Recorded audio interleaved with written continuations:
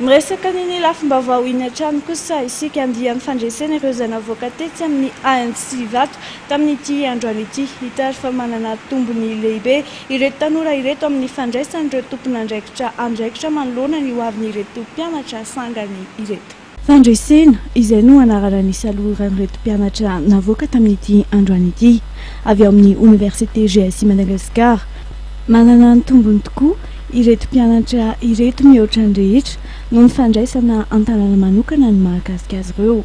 Ireto andiany mivoaka eto amin'ny Université GSI ireto zany dia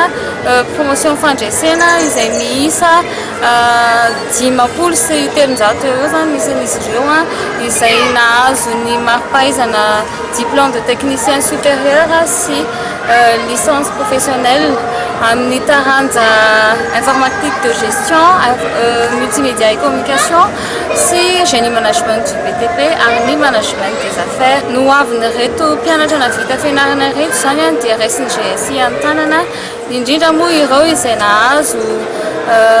ny projet tsara indrindra meilleur projet zany dia misy fanohanana manokana n'izy ireo. Ny président GSI zany dia any Frantsa amin'izao fotoana izao nitady ny fiarah-miasa sy ao am-panasoniavana izy zany zao ny partenariat miaraka amin'ireo université any Frantsa zany izay ahafahan'ny ankizy mpianatra ato amin'ny GSI manohy ny fianarana ihany koa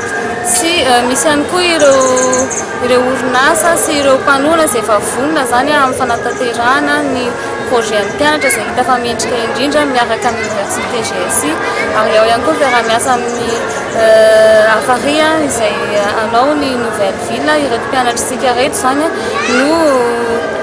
irariana zany sy hiaraka anao ny eo fanatanterahana izay nouvelle ville zay. Misy moa ny fiarah-miasa izay vinavinain'ireo mpanabe amin'ny ireto mpianatra ireto ary araka ny anarana izay nisaloran'izy ireo fandresena tokoa ny fahombiazana izay azon'izy ireo tamin'ity anio ity.